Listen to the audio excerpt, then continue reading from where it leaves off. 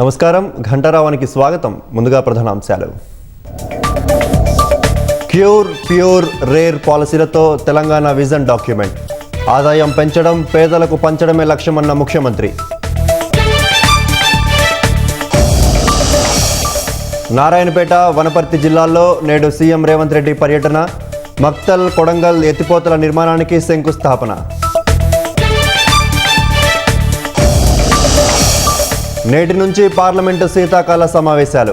10 బిల్లులను సభ ముందుకు తేనున్న కేంద్రం.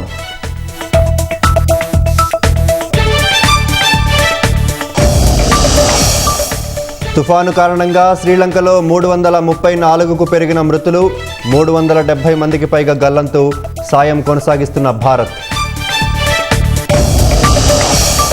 భారతీయుల నుంచి అమెరికా ఎన్నో ప్రయోజనాలు పొందిందన్న మస్క్.